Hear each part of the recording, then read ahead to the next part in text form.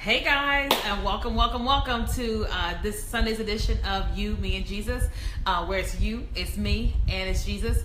For those of you guys that are catching this on the replay, thanks so much for watching on the replay. You can always comment, like, subscribe, and share on the replay. So thank you so much for watching. Tonight's going to be a great night. So if you're catching this, I'm excited that you're here to catch this. For those of you guys that are watching this live, good evening.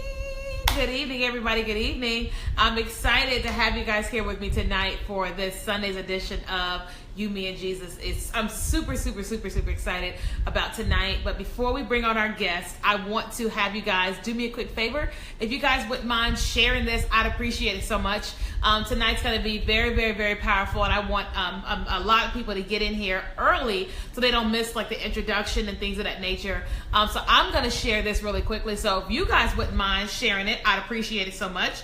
If you don't know how to share it, all you have to do is if you're watching this video, at the bottom of the video, you should see a share button and an arrow, and you can hit share, and then it will allow you to share on your timeline, okay? So I'm going to share this in, I actually have two groups. One of my groups is called 30 Days of Miracles. It's about 4,700 people inside of that group. And so a couple times a year, we will come together and we'll believe God for miracles for 30 days. And so that's one of my groups. It's called 30 Days of Miracles. The other group I actually just started over the weekend, and it's called the You, Me, and Jesus Book Club. And so I want you guys to come and join us inside of that group. That's literally where I'm already reading books myself, but I finally decided that I was going to invite you guys in to read with me on my journey with God, so you can be on your own journey with God, but we can kind of be on a journey together. And so you can actually join that group. There's a link in the description. It says youmeandjesus.org. If you click on that link, it's going to automatically take you to the Facebook group. So if you want to join that group and join in what we're doing this month, actually in the month of June, we're reading the 5 love languages. And I am on page, what page am I on? I'm on page 161, so I'm almost done. Really good book, but you know, this month we're reading the 5 love languages. So if you guys wouldn't mind sharing this video, I'd appreciate it so much. I'm excited to be here with you guys this evening. We will bring on our guest in just a couple seconds. I just want to give you guys some time. So I want to welcome everybody. Welcome Jerry, welcome Daphne, welcome to Wanda, welcome Shamika, welcome everybody. Thank you guys so much for joining. Tonight's a special night, and so let me go ahead and share with you guys a little bit about what You, Me, and Jesus is. Well, you know what? Let me bring in my guest really quickly, and then we'll go into the introduction. Also be, there. So give me just a second, guys. I'm getting them all invited in here. All right. So give us just a second. And if you guys wouldn't mind, please share this. I'd appreciate it so much. You can share it on your Facebook page, your business page. You can share it in groups. You can share it anywhere you want. And it, of course, will allow more people to be able to watch this broadcast either live, or it'll allow them to watch this on the replay, okay? So just giving our guests a couple more seconds to get in here. For those of you guys that don't know, Facebook has updated their platform, and it allows you to do split screen. And so what that means is that, in just a second, once they're able to get on, you're gonna see me on one side and you're gonna see them on the other side. And so Facebook is amazing. Now, if you have a Droid, I'm so sorry. Y'all ain't with the program yet. You can only do it on Team iPhone. So if you don't have an iPhone, you can't quite do it yet. But, we got it. Okay. So we're just going to give them a couple more moments and make sure everything's okay. Hang on. No answer. Okay. I'll invite them again. All right. They'll get in here in just a second. Hey, Rashonda. Thanks for joining. If you guys wouldn't mind sharing this, I'd appreciate it so much. Hey guys. Y'all doing good? We're doing great. How are you? Doing good. Good. Okay, so welcome everybody. Welcome, and thank you guys so much for joining us for tonight's edition of You, Me, and Jesus. I'm going to go ahead and share with you guys how You and Me and Jesus even got started. So I went to a conference, November 2015, Danny Johnson's Creating a Dynasty, and it was an amazing conference. I mean, it was absolutely amazing conference, right? And on my drive home from San Antonio, the Holy Spirit said, You, Me, and Jesus. What?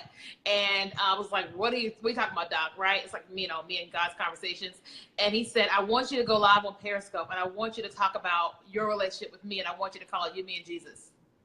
I was like, what? Oh, crap.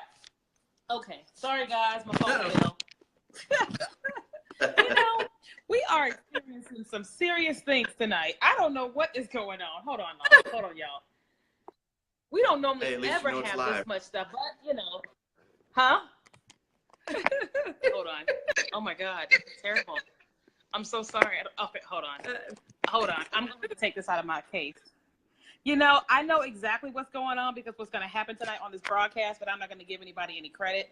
So we just going to work this out. Hold on, y'all. This is live, and it is what it is. But we're not going to give anybody any credit tonight. I'm like, really? The Wi-Fi, my phone fell, everything. Okay. We'll get it. Yeah, I'm not. I'm not going to be bothered with people tonight. The devil, whomever. All right, okay. We're going to keep this party going. Y'all hear what I'm saying? Okay, hold on. That's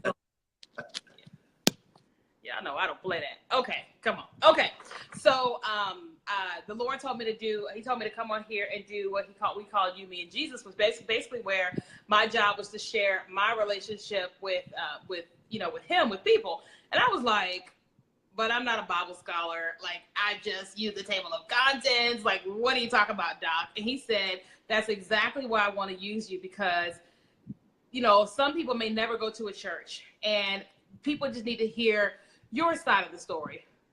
Okay. So we're going on 2 years of me doing You, Me, and Jesus. And it's basically just where I just share my relationship, my experiences. I don't claim to know everything, all the scriptures. I'm just literally just being obedient. I'm just doing exactly what it is that God wants me to do. And, you know, it blesses me when I do this, and I'm sure it blesses other people. And so the end of last month, he said that this is Love Month. And I was like, well, what do you mean? He said, this is Love Month. And so this month, I want you to focus on love and marriage. And I was like, a couple things. I was like, first of all, Jesus, you know, a sister that got divorced like 2 years ago. Like, folks may crucify me. And he said, great. And this is not like this is why I want you to do it, but it's kind of like, I want you to do it anyway. And I was like, oh my God, they gonna, you know, whatever. But I said, okay, you know, I'll do whatever it is you want me to do. You know what I mean? And then he said, I want you to contact this person and this person and this person and this person, and they're going to come on live with you. Okay. And so, of course, the first people I went to were my mentors, you know, Paul and Daphne Zuniga of Strategic Marriage. And we've got a couple other couples that are going to come on here over the next couple of weeks, including the Bakers of the Bakers.tv. You've got Jamal and Natasha of Married and Young. And so it's a lot that's going to happen. But tonight, I really wanted to start off the first couple with my actual mentors. They've got an amazing story, to say the least, right? Mm-hmm. And then because it's kind of personal to me, like I can relate to their story. Not to mention, you guys are going to notice that Daphne is like me, right? So when you watch them, you're going to be like, oh my God, she is just like Kenya, right? So Daphne, do not hold back. Do not hold back. I couldn't even. So much alike. I really, really love that. Well, I love Paul too, don't get me wrong. But it's something like seeing yourself, like, it's just something about seeing yourself. And so I'm excited. So I want to welcome Paul and Daphne Zuniga of Strategic Marriage. Hey. So you're starting with the old, I hear it sounds like. What'd you say? You're starting with the old guys. You've got young and married coming on, and yeah. So right. we're the pillars here. That's fine. We'll take it. You guys are definitely the seasoned saints. Yeah. Season. We'll take season. Yes. So I want you to introduce yourself to everybody. Tell everybody who you are and what it is that you guys do. You know, just in general. Great. Okay, so we're Paul and Daphne Zuniga. We have started a marriage ministry called Strategic Marriage, and we're working on a curriculum we're developing for couples to hopefully help them have a healthy marriage. And even those that are in crisis, we're hoping to help them repair the damage that's been done. We've been through a lot ourselves, and we've had several years of learning how to be a good spouse. And so when we had our troubled times, we had to go through it by ourselves, and it was tough. And what we realized was that it would have been a lot easier if we had someone really walking alongside us regularly and giving us guidance. And so that's basically what we're trying to do. And we've been doing that for a little while. So we've been we've been together for 31 years, married for 24. And we've learned a few things. Yeah. We've learned a few things. And most of those things have been quite by mistake. Yeah. We didn't set out to learn. Boy, we picked ourselves up, and that is our mission. Our life's mission and calling is to help couples, not just go through life surviving in their marriage, but our heart's desire is that they would thrive, that they would absolutely have amazing marriages. Right. Thank you. With the idea that, anyone that's been married before realizes that it's not going to be a honeymoon the whole time. No. And so we don't want to paint that picture. We want to be realistic with couples and make sure that they understand that you're going to have tough times and you're going to struggle. And there are things that are going to pop up that you didn't expect. And you just need some help walking through that jungle. And so that's really what we're trying to do, is give them some help in walking through that and getting through it successfully. Yeah. Yeah, so for those of you guys that, again, you don't know, this is Paul and Daphne Zuniga of Strategic Marriage, and we are live for You, Me, and Jesus. If this is your first time, just FYI, if your first time watching this broadcast, go ahead and type #Newt. That way you guys can interact with us. If you've been here before, you guys know what to do. You know to type #Dope. And also during the broadcast, we'll open up for Q&A, but until then, use emoticons. If you use emoticons, we know exactly what you're thinking. Tap your screen, give us some hearts. That way we can feel your energy, because right now we're just kind of talking into our cell phones. And so you can interact with us by just using your emoticons and hearts and things of that nature. And so I'm excited to have Daphne, Paul and Daphne here tonight, because, they've been through, tough times. Obviously, they've been together for 31 years. They've been married for 24. And some of you guys that are watching this, you're single. You may be divorced, you may be a widow, you may be married and you're having, a very tough time, maybe having a great marriage, you may be going through divorce or whatever is going on in your life. And, they have been through some stuff. Do you hear what I'm saying? They've got 2 amazing kids, and they have an imperfect life, like all of us, right? And so the beautiful thing about them is that they walk through their imperfect life perfectly with the Lord, right? Because we know that marriage was created by God. And so, if you've been single, then you have no idea what it is like to be married. You have no idea what you're going into and what could possibly happen. And, and I always tell people that marriage is like sandpaper. It literally does this. And that does not feel good. And so, I titled tonight's broadcast Challenges in Marriage, because they have overcome some challenges. And, like we talk about, the book that we're reading right now is The 5 Love Languages. And a lot of times people experience challenges, sometimes because they don't know how to love their spouse. They don't know how to respect them, or they don't know what the Bible really says about being married. And so I kind of just want to kind of wing this in terms of, since we're talking about challenges in marriage, I want to ask Paul first. Like, Daphne is a very jovial, loving person, right? Like very happy, right? But Daphne used to be X, Y, and Z, right?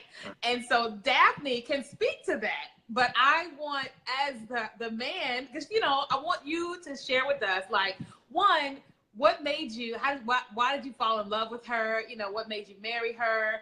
And then what did you think it was going to be like? And what was it really like for you? Right. Well, gosh, let's see. That's a little loaded. Yeah, that is loaded. So let's see. What was it like? Well, when we started dating, Daph and I have known each other since the 2nd grade. 2nd grade. So that's a long time. So we really grew up together. But we really got to know each other in high school, and we became very good friends before we ever started dating. And to me, I think that was a great way to start. Yeah. And so I got to know her more of a friend first. And I think it helped me understand her a little more. And, that's a good way to put it. Yeah. And it was easy for us to be playful and be friendly along with being boyfriend and girlfriend. So it was very easy for us to get along. And honestly, I didn't see when we talk about maybe down the road when we got married, I didn't see any of the things that I wasn't real fond of in her for a long time. It took a while. Honestly, I think it was like she got so driven and so motivated by being successful that I think That's true. it was almost like a drug for her, and I think it fed into a lot of the things that started to happen with us that led to some of the things that really caused some problems in our marriage. And so, I think I became resentful in a lot of ways when she had success, even though I was successful as well. And this is all based on careers, really. That's when things started. When we started to get involved in the workplace, that's when things started to happen that we may call that regret, but at the same time, they got us to where we are now. So it's, we're fine with it now. It was tough at the time. Yeah. But, I think that I was resentful. I felt like she was excelling. And even though I was happy for her success, I was jealous at the same time, I believe, because to me, in our family, the man is supposed to be the one that, I'm supposed to be the one that's doing the things that Daphne's doing. Yeah. And in a way, and it wasn't intentional, but I think subconsciously I was thinking, well, how come that's not me? Why am I not the one doing these things? Wow. How come I'm not the one being groomed for these political positions and things like that were happening with her? And it honestly, it was the reason it wasn't happening to me is because I was my own worst enemy during that time, but I didn't see it that way. So I took it out on her in a lot of ways because I was not happy with the way that I was excelling in my career or in life. And so it was just this recipe for disaster in a lot of ways. Yeah. I don't know if I answered all. No, that's so good. So Daphne, can you speak to that?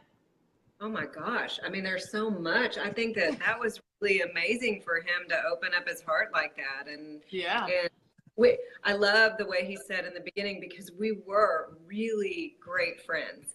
I mean, we met in the library whenever we were in high school at Victoria High School. We met in the library. I see you, Melissa. You remember those high school days. And I mean, we just had fun. We laughed and played and just really became friends. And I think it's interesting what Paul said, that none of it really happened. I mean, we had our dating. We broke up once because we were dating long distance, and but nothing big. I mean, it was, most of our little issues were hiccups. And so I love that he said we didn't experience until I started, really excelling. And honestly, Kenya, I didn't expect to excel. I mean, I didn't walk into my career. I actually didn't even think I was going to graduate from college. I wasn't that girl. I wasn't yeah, I really wasn't. I mean, and so whenever I got up to college, I started a job and I loved my job. And they promoted me, and that whenever we graduated, I was promoted and moved to another city. And that was my first taste of, hey, all you have to really do is work hard, and people really notice that. And so I started getting that grit, and I loved it. I mean, I loved this new person that I was becoming, but I was definitely changing. And so I think that's a very wise thing that he said. I hadn't really put all of that together, but that's so true. I did begin to change. Yeah. So Daphne, I don't want to put all your business out there, but I want you to tell everybody, what does that mean as in change? Like, from your perspective, of course, looking back now, what were you really like? And there's some women on here, because I know folks watching because of business. There's all these powerful women, strong women on here. And I want you to share with them, like, what were you really like now that you really look back at it? Well, it's funny because as soon as I got the position of CEO, or at the beginning it was executive director of this company. And whenever I got hired, they told me, you have been hired, and basically it has been so mismanaged that your job is to shut this place down. And it doesn't matter, probably in a few months, we will shut this place down. And I had driven from Victoria to Austin to the funding agency to hear that.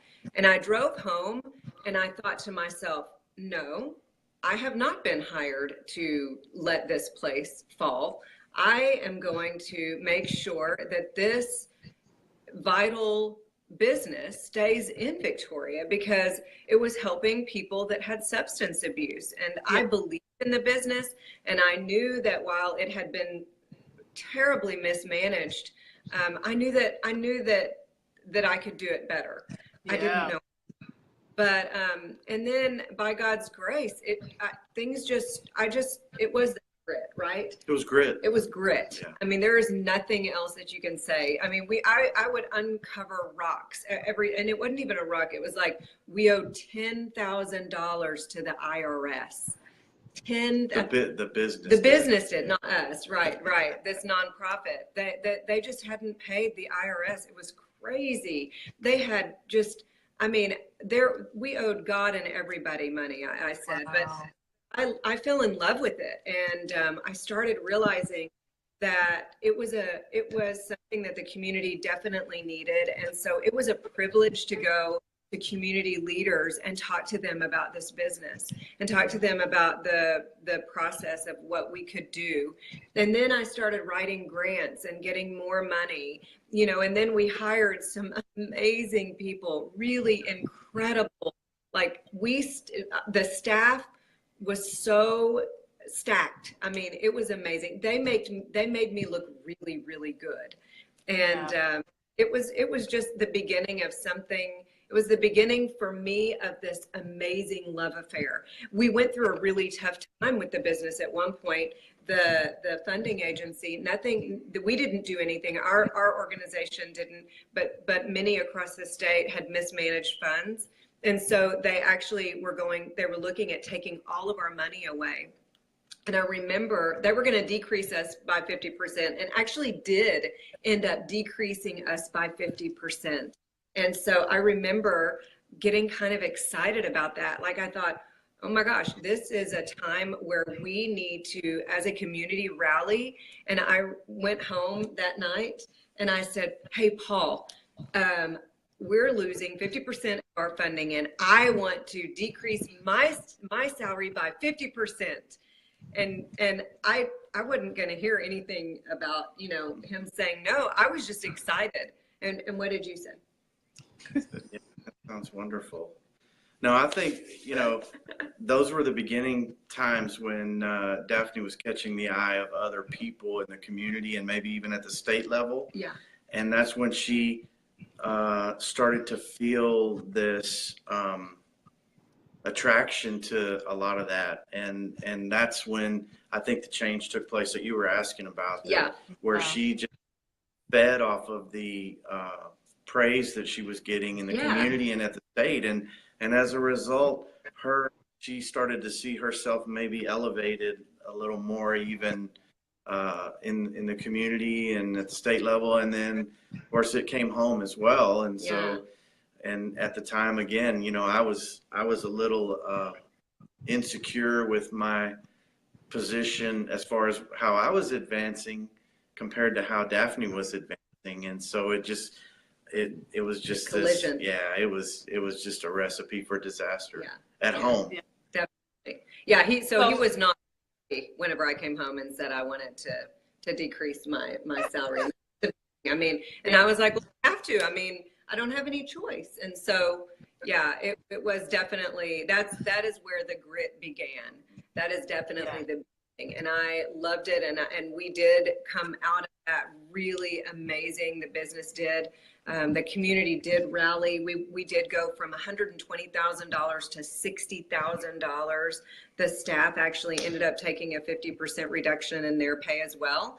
And that was the beginning of, and then just being able to overcome that and actually you know, whenever I retired, I think we were at $3.2 million dollars, and at that point I think we had 4 staff, including myself. Yes, yeah. And then whenever I left, I think it was up to 60, something like that. I don't know. Numbers are fuzzy now. I've slept since then. It was so long ago, but. But anyway, it was an amazing time of my life. I loved it.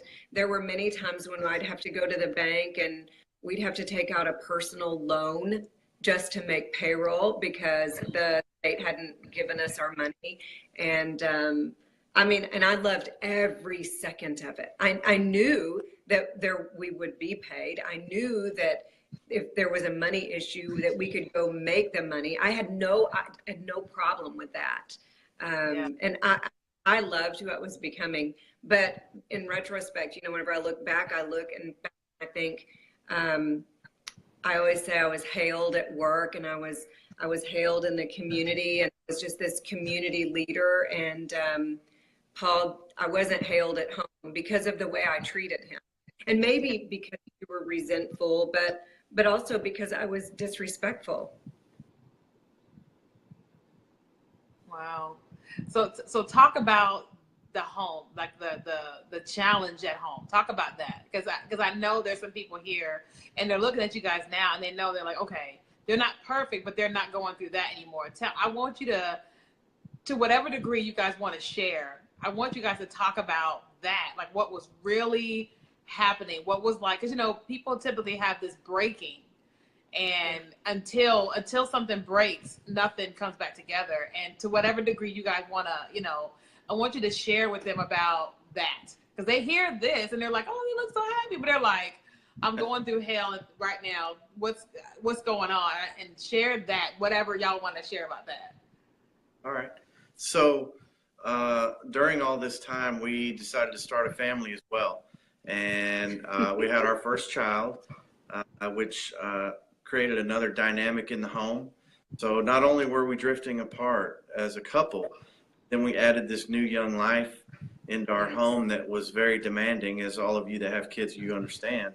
And so somebody had to make some sacrifices to make sure that child got to where they needed to go and had their needs met. And the way that we did this was we decided, well, who makes more money? Whose job is more important? Well, it wasn't me. It was Daphne. And so it was, and we both decided on that, but it was still kind of a slap in the face that, well, yeah, you're still not the breadwinner, and I'm still not the leader in the home, and I don't make the most money. So guess what? Guess who has to leave when our son gets sick, or has to take him to the doctor, or has to, whatever it is, you know, pick him up from daycare, whatever it was. I was the one that had to do all that. And so I basically was in the role of the, what traditionally would have been the wife, if that makes sense. And Daphne was the leader in a lot of ways because she was the main breadwinner. So it just created another opportunity for the enemy to creep into our home. And so again, it just caused friction. One so thing Paul, let me ask you, why didn't you tell her? Why did, like, what, because people are dealing with it. There's something going on in people's lives watching right now. Why didn't you tell her? That's how you felt. Because to tell you the truth, at the same time, it was good that she was successful because it was rewarding for our home financially, but relationally, it was damaging for us. And so it was kind of, I didn't really know, honestly, I didn't realize until I now look back on it, I didn't realize what was happening, honestly. Saw it for what it was, you know. I felt like, well, we're both advancing. She's just advancing faster than I am, and she's making more money than I do, and that's okay. We're making a living. Hey, I didn't pay attention to what it was doing to our marriage, and I didn't pay attention to what it was doing to our home. So I didn't even, it didn't occur to me that it was an issue until it became a bigger issue down the road, caused some bigger problems. Or I would have said probably, or maybe not. I don't, you know, back then I didn't argue very much. I just kind of, yes, ma'am, or, not really, but, Yes, I just did, I just went along with it because it So was would the you say easy. you just went along with? That's how I was just about to say that. That made it easy to not. It's just like, let's just go along with it, and everything's gonna be great. So you just kind of, you just went with it. Well, because my personality is that I'm not if I can avoid a conflict, I will. And a lot of times it's costly to me when I do that because I'm the one that has to deal with whatever that problem is myself instead of Yeah. doing it and working it out, and that's what I did. I just took it all and put it all in, kept it in, Wow. and didn't think to talk to Daphne about it. and I am a confrontational person. I want to get it all out on the table, and I want to deal with it. And Yeah. and I don't like surprises. So I want it. I want everything to be out. I don't Yeah. like those. So and whenever our son was born, I was in a true mommy conflict. I mean, I was in a really true mommy conflict. I really wanted to be home, but I couldn't be home because I had all of the obligation, and it would have been devastating, for our family for me to be home. But my heart was I just wanted to be home with him. I wanted to be home and didn't want him to be raised in a daycare, and he was getting sick all the time. By the time he was 9 months, I think he had 3 sets of earplugs in, something. And so much guilt. I had so much guilt. Yeah. Yeah. So did you feel resentful towards him because you had to do what you had to do? Because you felt like you had to work and do that to provide. You couldn't be at home. No, I at that point I was not resentful to Paul at all because I loved work so much, and we Oh. were a huge growth, and I wasn't resentful towards him because I felt like it was me. Now there was a shift when things shifted for me, and then I became incredibly resentful towards him. And the shift was I was it was in 2000. I became the president elect of junior league, and I went away to Miami, and I was with a bunch. I had just met a bunch of girls that were from Belton, and I fell in love with them, and we were all on the beach, and I just had this moment of where for the first time in my life, I felt like the Lord spoke to me. And I had never experienced that before, but I was looking at the beach and the waves were crashing in. And I just felt in my spirit that the Lord said, "You're going to stay home with David." And I was so excited. And I'm not a real detailed person, and so I just heard the Lord say that. And I also felt like, and it wasn't like audible. It wasn't an audible voice. It was just something in my spirit that I felt. And so the whole plane ride home, I finished the conference, and the whole plane ride home, I was just journaling, how excited I was. And I felt also in my spirit that I was not supposed to tell Paul. And so I waited to tell Paul until we got out into the parking lot. All the way into At the airport. Literally, it was about to make me burst. I remember exactly where we were when I told him. Ask. This is where our shift. This is where things went very south for us. But we were in the parking lot at Houston Intercontinental Airport, and I said, "Hey, you're not going to believe this. I heard for the first time God speak to me, and he said, I'm going to quit my job and I'm going to stay home." And then I got in the car, and that was it. And then the next days or weeks were me making this big to-do with the board that I was going to be stepping down. I never asked Paul. We never talked about it. We never said, well, how are we going to do this? We didn't do any of that. I just was so excited. And, and I had never heard God speak to me before. Right. So he's going to tell all the details, obviously, and I don't have to worry about that. And anyway, and so after I had gone to my board, and it was a big production, everybody cried. It was beautiful for me. I was like, oh, I love this. I'm going to go out with lots of tears.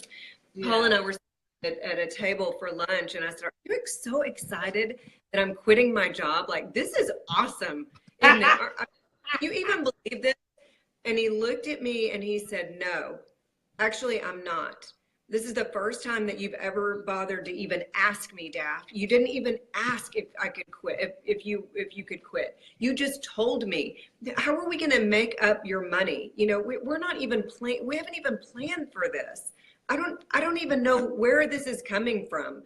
You know, you didn't tell. I mean, and Paul's a planner. Like, it takes him months to buy a pair of shoes. I was shocked though. I was so. I was like, "What are you trying to tell me?" And he said, "I'm trying to tell you that you need to not quit your job right now."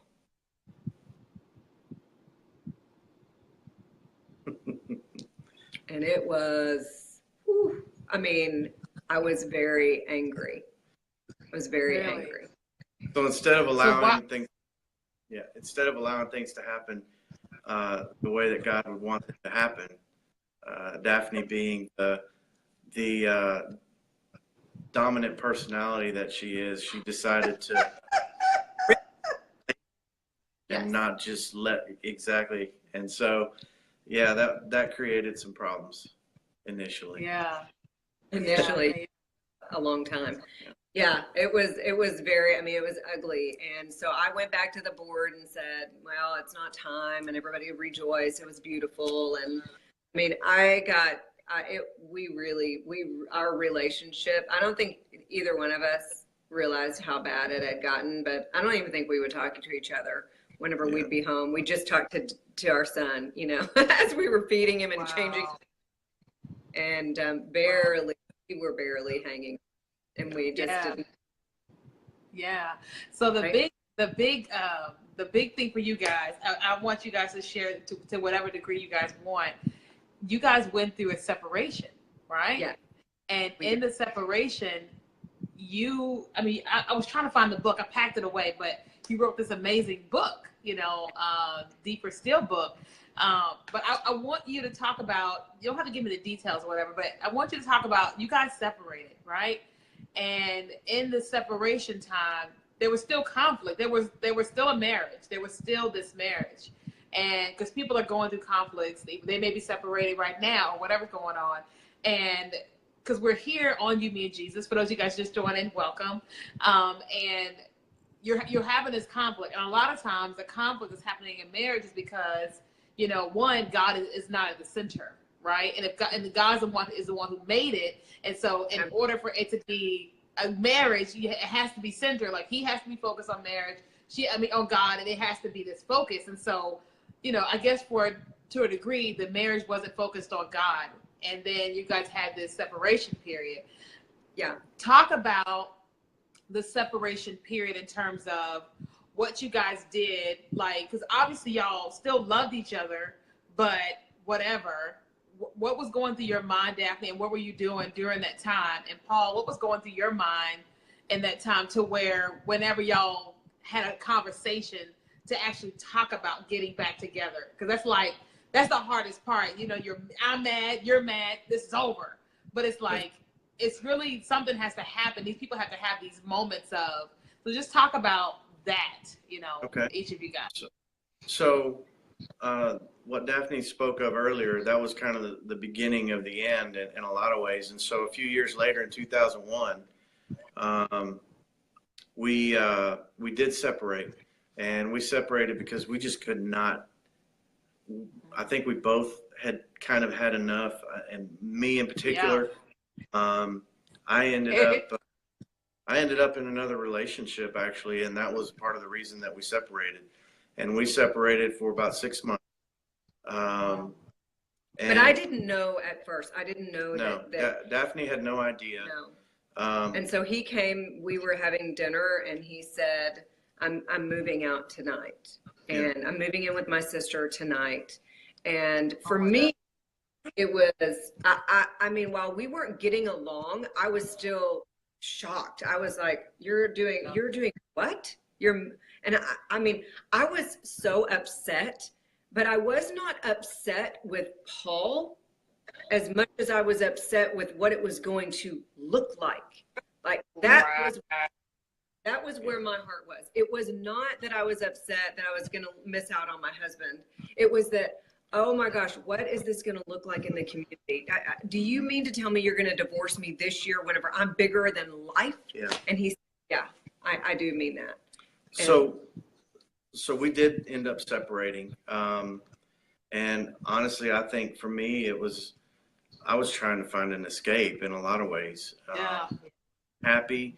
And I don't think Daphne was happy. And I think she would have been fine if we could have done that in a quiet way. She was not happy in our marriage either. It just was the appearance that it was going to take in the community that bothered her more than anything. So sad. So Yeah. during that time that we were separated, we had a lot of time on our hands to think and to regroup. And I think Daphne used it for good. She focused on God, and she spent a lot of time communicating with him and asking him, why is this happening? You know, I don't understand. And I think she got a lot of answers during that time. Me, on the other hand, I don't really know what was happening with me as far as my relationship with God. I think I was struggling in all kinds of ways. And I had struggled before that anyway. Before that, we'd go to church, but I didn't really even listen. I went just because I didn't want to get into an argument about it. And my relationship came a lot later. It came after we got back together. And so basically what happened was we realized that we still loved each other. And we were on the verge of divorce. In fact, we were at the final stages of the separation, and we just got to a point where I felt like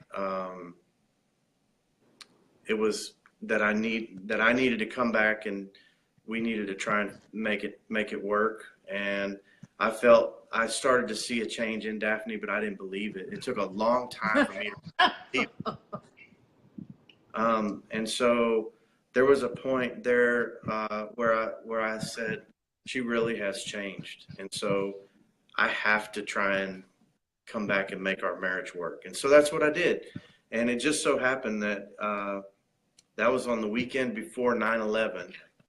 And that Monday morning of 9/11, the Twin Towers came down, and we had decided we were going to try and reconcile. But when we saw that, I called her and I said, can you believe this is happening? And I said, we both just kind of felt like life is short, and that we needed to, in the scope of things that were happening in the United States at that time, we were thinking, wow, what are we doing? This is nuts. We need to focus on our marriage. And there are a lot of other things happening that around the U.S. that are crushing families right now. We need to focus on ours. And that's what happened.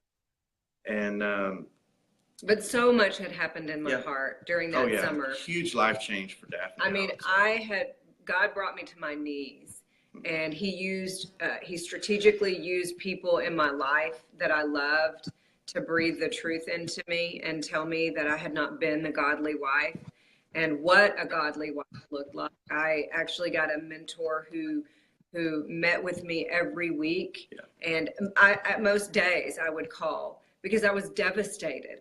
Devastated. I mean, while I know that I had a big hand in it, I didn't see it coming. I just thought we were doing life. I just thought that this was.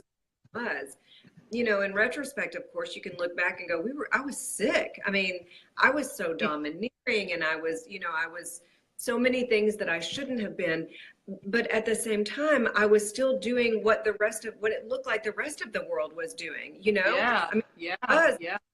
excelling at my career, and I was being groomed for a position in politics, and I was serving my church. I mean, I did go to church. Paul didn't go to church, but I went.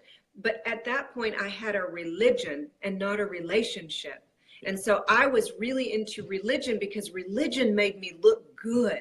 And I was doing announcements, on the stage, and I was doing Bible Sunday school. And I mean, I was doing, and I was so ugly to Paul during, before we separated. I'd be like, I'm going to church. Too bad you're not going, but I'll pray for you, I think we did what a lot of couples do, and that is we focused on everything but each other. Totally. During that time, before we got separated, we spent all this time worrying about everybody else that was outside of our home, and not enough time worrying about each other. Yeah. And focusing on each other's needs. And what we found out since that time we've reconciled is that when we do focus on each other, and when we do focus on what each other's needs are, marriage is very easy. Yeah.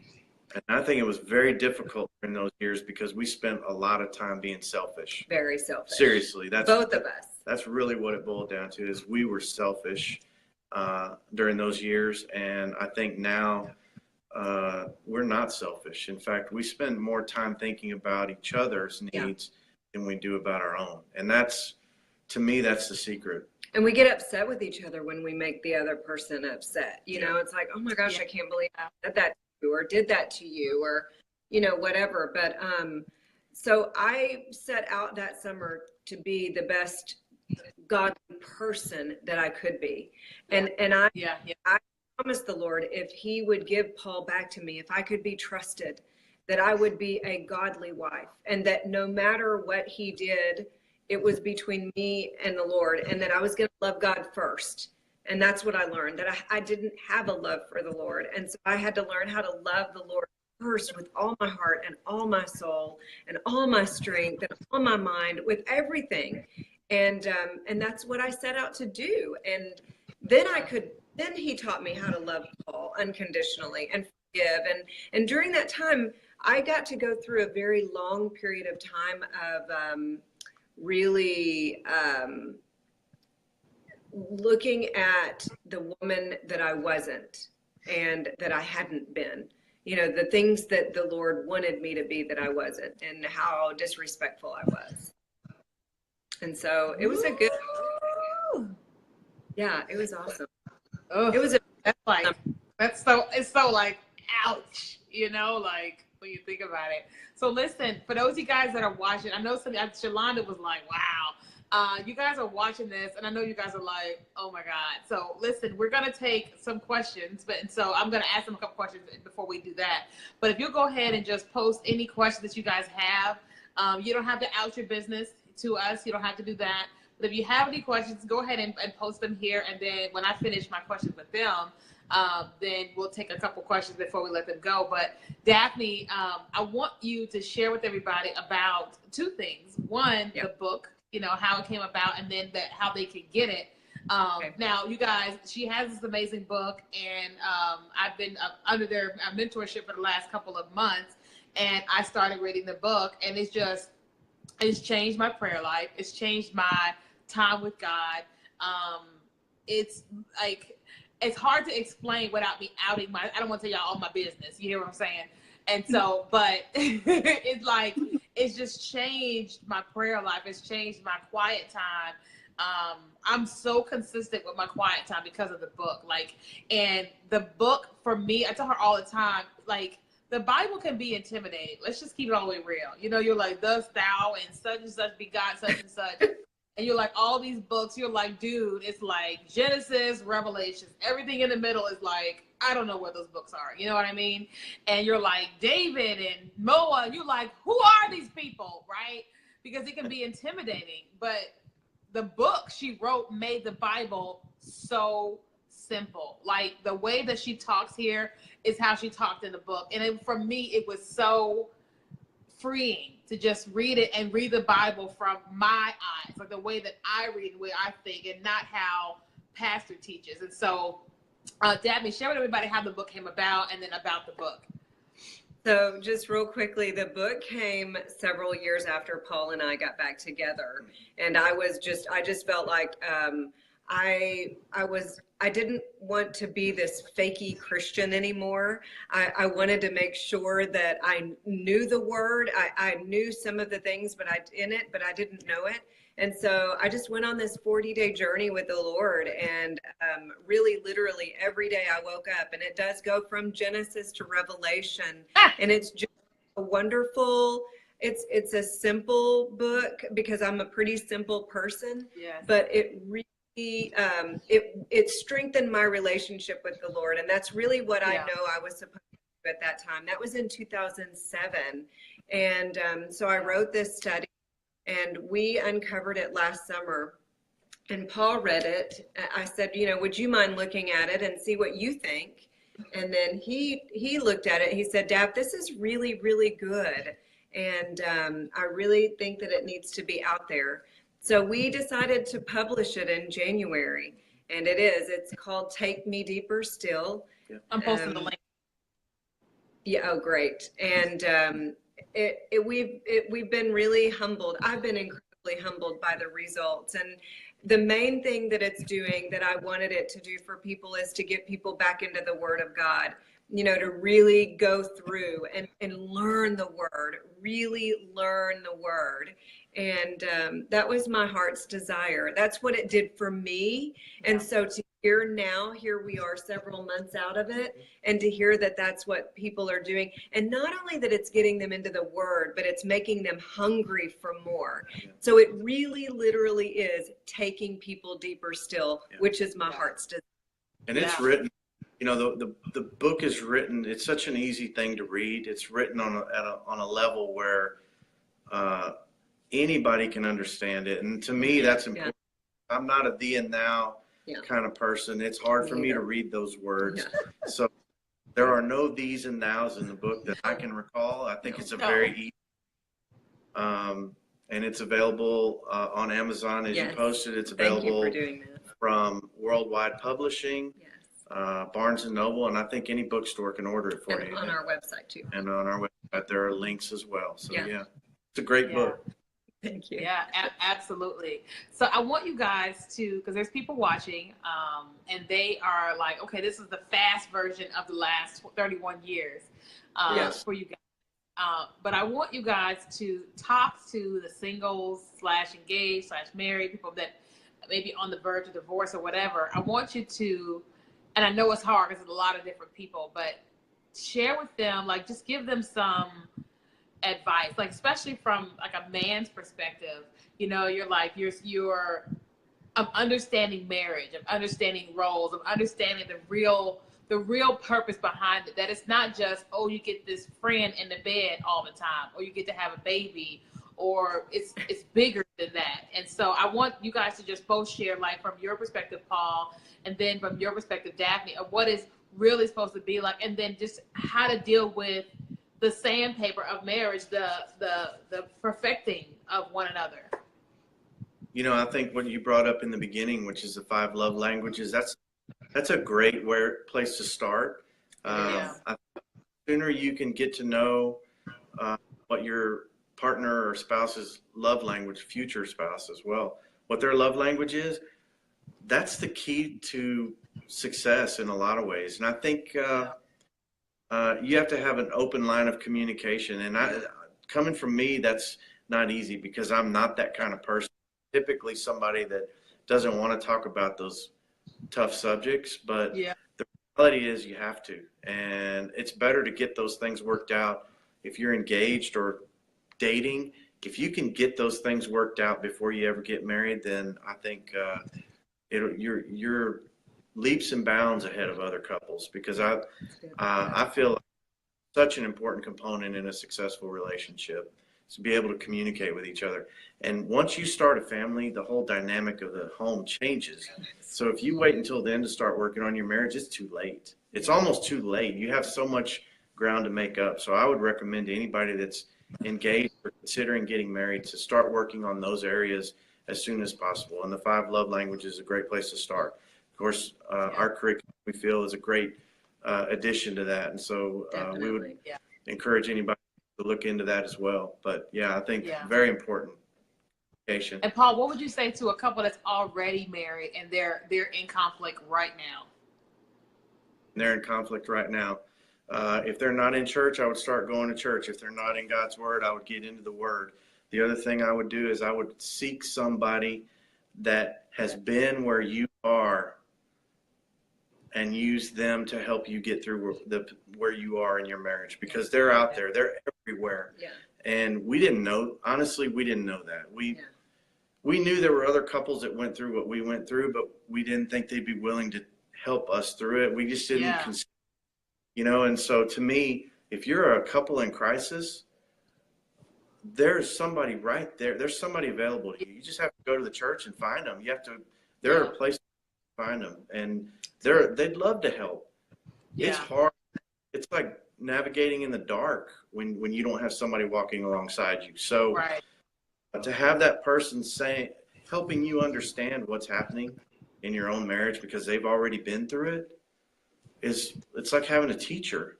Yeah, absolutely. It have. Yeah. So that's why I like having you guys. I'm like, yes, Jesus, thank you. If we had that, which we had mentors, but we didn't have anybody that had been through what we were going through. If we had, our reconciliation process would have happened a lot faster. Right. A lot faster. It would have been a lot easier as well. Yeah, absolutely. And then you, Daphne? So I think that being able to talk to single people, even before they get engaged, learn whose you are. Learn that you are the Lord's first, and He created you, and you need to fall in love with Him first. Learn everything that you can about Him, and get into the Word. Really, seriously, get into the Word. Learn that Bible. It's an easy thing. It's a hard thing to read, but I feel like the study has made it helpful, and there are a lot of things out there that make that possible. So to me, it's falling in love with the Lord first. Number one, if I had to go back, or if I was able to go back, that would be the one thing that I would do, is just to really what does a God, when people say there's no manual, well, there is. We just don't like all that it says. It's hard. Yeah. It's all true. We don't want to be told you can't have sex before marriage, and you can't, but all of that is in there for a reason, and it's so that you can have the best marriage, the marriage that God intended. And He wants us to live in this beautiful relationship where when things get hard, we lean in and we push forward together. And you have to learn whose you are before you can get into another relationship. Because I think what we did with each other, what I did for sure, is I put Paul before, everything before God. But I never thought that Paul would leave. And so when he did, it wrecked my world. It wrecked my world. And it was exactly what I needed to happen. Yeah. So I just wish I had have known then what I know now on this side of it. Yes. So Daphne, what would you say to the strong, independent women that are in relationships now? What would you say to them about, in general, what would you say to them? First of all, I would say, I love you. And I totally you. And don't lose who you are, but make sure you have your life in order. I don't believe in balance. I'm not a balancy person. It's so, I could never accomplish it. But when you order your life, it's amazing what God is a God of order. He put day 2 after day 1, and then day 3 after day 2. And so if you can put your life in order, first put God, then put your spouse, not your children. You put God and then your spouse and then your children and then everything else. And so I would say, don't lose yourself. In fact, I think Paul loves who I am. He loves my grit. He didn't see it coming. I certainly didn't have that in the beginning, but it's something that I know he's really proud of now. And I wasn't able to temper it then, but now I'm able to temper it. And he is my biggest champion because we work together instead of me, cutting him down because I did this or he didn't do this or I was embarrassed because he, wasn't where I was or whatever. Just loving him where he is. But oh my goodness, I love strong women. I love that. I love women who have grit. I love women who have that tenacity and don't mind running multi-million-dollar businesses and having the kids at home and having the husband, but don't get your life out of order. Don't become bigger than your life.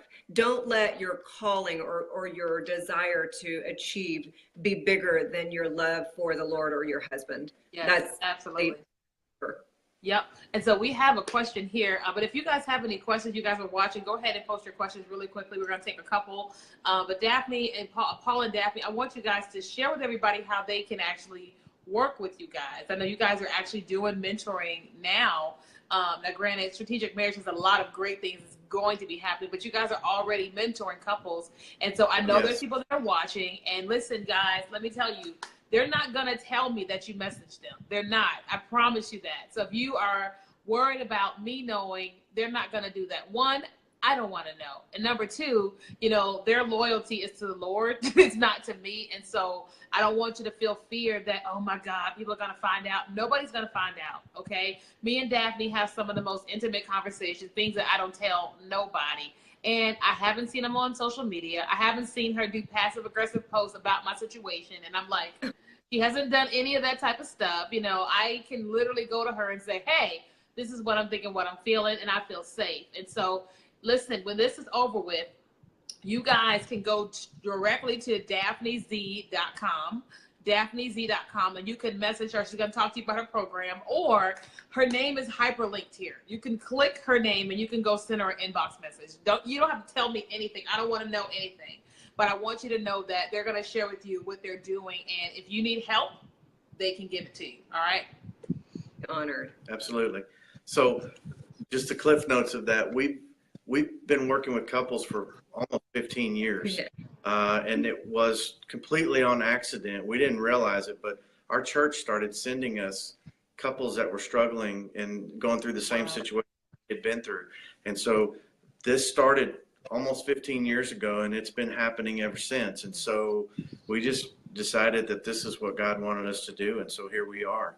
And that's what we're trying to do, and we're hoping to be able. The reason we're developing a curriculum is because we feel like we can reach more people in that format than we can one-on-one. Even though we love the one-on-one stuff, that's what we've always loved it. But our goal is to help as many married couples as we possibly can. Yes. And so that's why we're working on a curriculum that can be purchased and used at the buyer's convenience, rather than waiting to talk to us one-on-one. But Daphne's and it's a intervention. It's not an intervention so much, but I think it will have those components.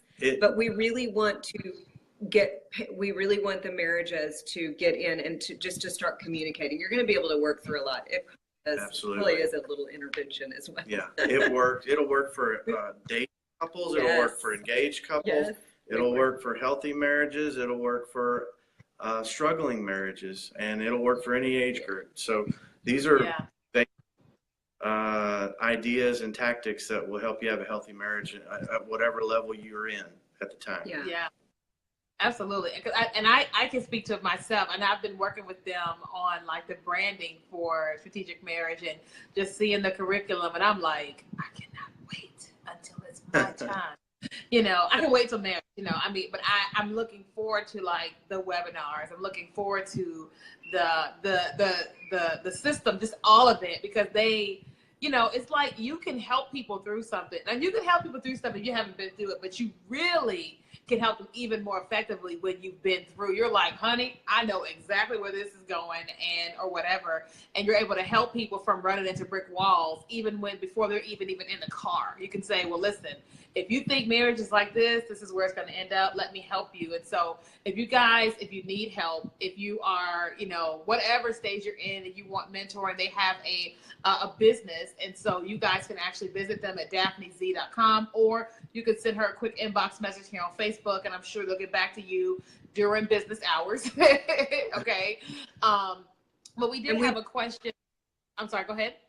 I was just going to say, we do the Facebook Lives. We're trying to do the Facebook Lives once a week.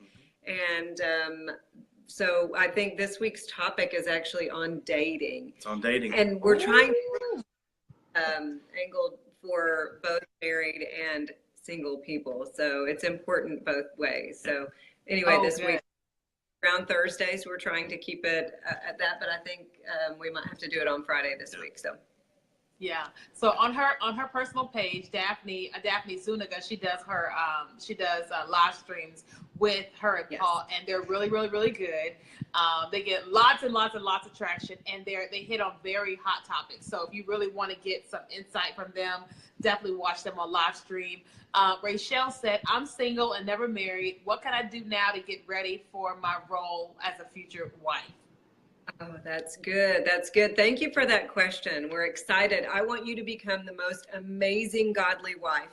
And so that would be the number one thing that I would tell you, get into the word. If you're not in a good church, we will help you find a church, right, Kenya? I mean, we want everyone to be in a good church where they can really flourish and get around people that are like-minded. Determine now what kind of woman that you want to be, even in dating.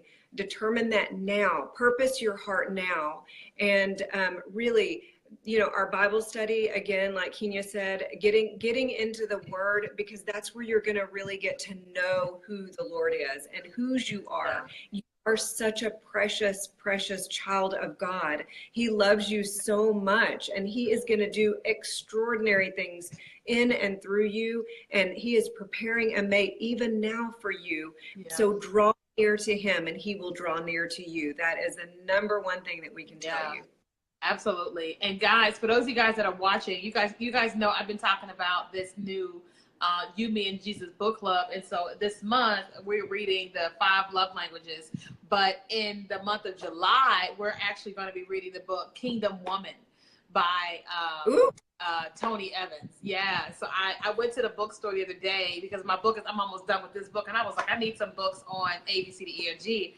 And the young lady was like, oh, read this one or this one. I said, I'll take both. And then she said, there's this other one I think you should read. And then when I saw it, I said, oh, that's it. I want to read that. And so next month, we're going to be reading Kingdom Woman. And so whether you're married, single, dating, whatever, and you're trying to do it God's way, you're trying to become, who God says you should become, especially as a female, you can read that book with us. Now they have Kingdom Man too for the gentlemen. You guys can read that as well. Because, no disrespect to culture or TV, but the TV will tell you X. This is how you should be, how you should dress, how you should look, how you should walk, how you should talk. But if you are a Christian, then we don't go by the TV, right? We don't look down on people on TV, but we go by what the Bible says. And so we have to learn what is that like. And that means that we're going to look a little different. We're going to act a little different, right? I remember my sister saw me. She was just like, why do you look like a granny? And I was like, what do you mean? She said, you look like a granny. You're all covered up. Why are you so covered up? And I just laughed because I was like, well, I'm kind of a little modest now. And she's like, you look like somebody's granny. I said, girl, I look hot. Sit down. But I had to let her know that, being modest is hot. You know what I mean? Even though the culture may say whatever. So in July, we're going to be reading Kingdom Woman. And you can find it in that link where I posted the link for Daphne's book. So you guys want to read Deeper Still, it's available there on Amazon. On the link, you guys can purchase that. If you guys want to get some mentoring with them, you can go to daphnez.com or just send her inbox message on Facebook. And one of them will get back in touch with you sometime next week when they're available. Paul and Daphne, do you guys want to give them any last words or anything before we go? Gosh, let's see. For those of you that are married and struggling or waiting to be married, just don't give up. I would tell you the easy way out is not the easy way out. You think that divorce is easy, and it's not. And I know a lot of people, and we all know a lot of people that have been divorced. And I like to ask them, a lot of them, if you could do it all over again, would you work on your marriage? And the majority of them say, if I could do it again, I would have spent more time trying to reconcile because it's tough. It's tough. And, you know, I would just say that if you're considering divorce, that would be the absolute last resort. Don't let that be your first choice. It should be the last choice. You have to work on your marriage. You made you said your vows in front of God, and you have to honor that. Yeah. So I would say you absolutely that should not be an option if you can avoid it. And that's our goal, is to eliminate that option. That's what we're trying to do with couples right now. Yeah. Eliminate that as a Yeah, absolutely. Really good. Anything, Daphne?